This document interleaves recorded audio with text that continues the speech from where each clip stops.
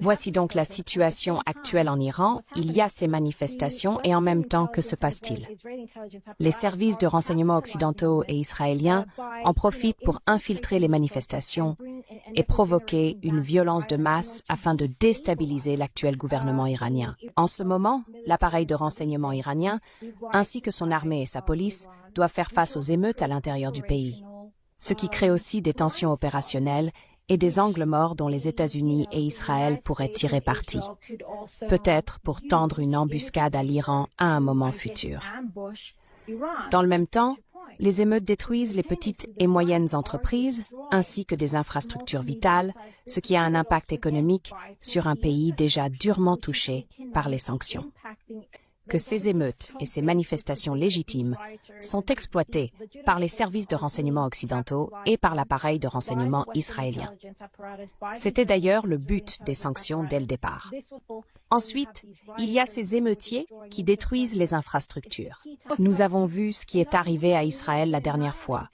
Si cela avait duré une semaine de plus, il aurait été anéanti. Les États-Unis ont essentiellement épuisé la grande majorité de leurs intercepteurs de missiles THAAD. Je veux dire, ils en ont utilisé environ 115 et ils n'en produisent qu'environ 55 par an. Alors, comment allez-vous compenser ces chiffres? C'est très intéressant de voir ce qui va se passer.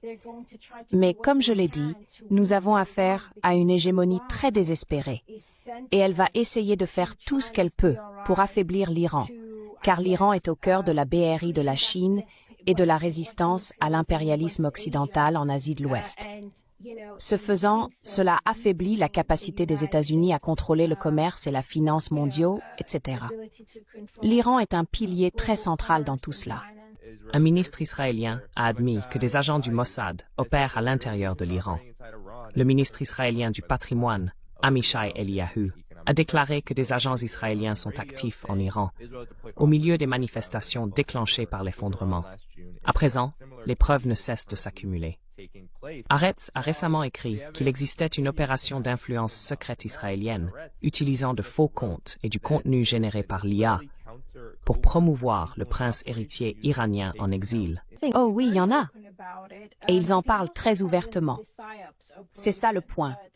Ils en parlent très ouvertement parce que ça fait aussi partie de l'opération psychologique visant à démoraliser l'Iran, à démoraliser ses propres services de renseignement et son appareil militaire, ainsi que son establishment politique, en disant « Nous fonctionnons, nous sommes dans votre pays et nous allons le déstabiliser ».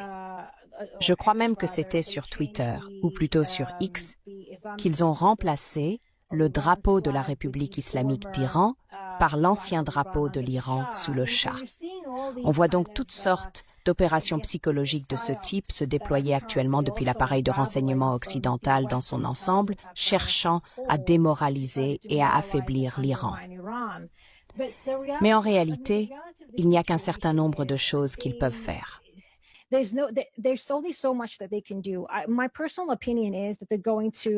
Mon opinion personnelle est qu'ils vont tirer parti des sanctions. Ils vont continuer à avancer et à encourager des émeutes pour démoraliser et fracturer la société iranienne. Et en ce moment, comme je l'ai déjà dit, si l'on veut une défense unifiée contre l'impérialisme ou l'agression occidentale à l'intérieur de l'Iran, le peuple doit être uni. Ce n'est pas nécessairement le cas en Iran. À mon avis, l'Occident n'a pas la capacité militaire de mener une guerre totale contre l'Iran, mais il a la capacité de provoquer un chaos économique à l'intérieur du pays en ciblant et en frappant à plusieurs reprises, affaiblissant son infrastructure en parallèle avec les sanctions pour affaiblir davantage le pays.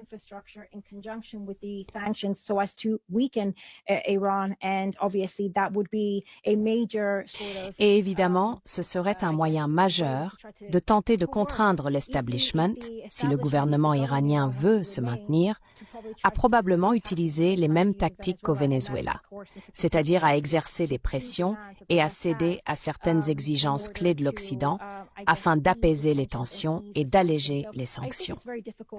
Je pense donc que c'est une période très difficile pour l'Iran en ce moment, à mon humble avis, car oui, il se trouve au cœur du conflit entre l'émergence d'un monde multipolaire et les États-Unis dans leur tentative de maintenir leur hégémonie mondiale.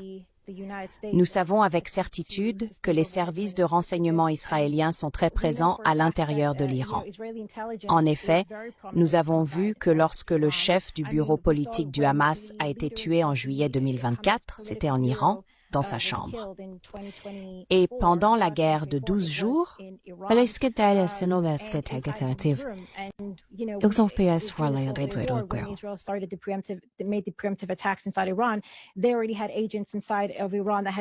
ils avaient déjà des agents à l'intérieur de l'Iran qui avaient désactivé les systèmes de défense aérienne, ce qui avait en réalité permis à Israël de tendre une embuscade à l'Iran de manière assez significative dès le premier jour. Après la guerre de 12 jours, les services de renseignement iraniens ont découvert plusieurs entrepôts où le Mossad installait essentiellement des bases et fabriquait même des armes, qui pourraient désormais être facilement remises à des émeutiers pour exploiter les manifestations en cours en Iran. C'est donc cela.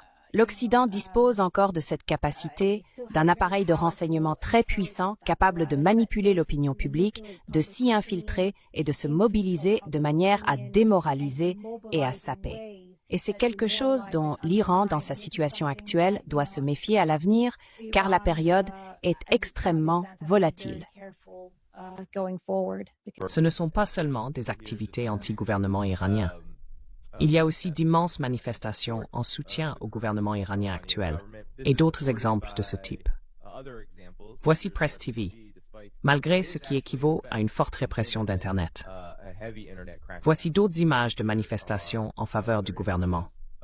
Il est donc évident qu'il n'existe pas de sentiment universellement anti-gouvernemental. Et l'ingérence étrangère, en particulier celle des États-Unis et d'Israël, les preuves à ce sujet se sont accumulées.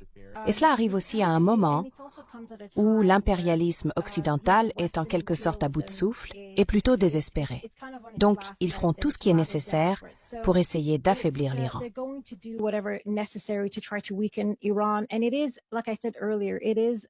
Comme je l'ai dit plus tôt, ce sont les manifestations et les dichotomies intériorisées au sein de la société iranienne. Car, comme tu l'as montré dans ces vidéos, il y a aussi de nombreux Iraniens qui soutiennent fortement ou essayent de rester loyaux envers leur gouvernement. Je pense qu'ils comprennent les objectifs impérialistes globaux dans leur pays et ce que ce type de fragmentation signifierait pour eux.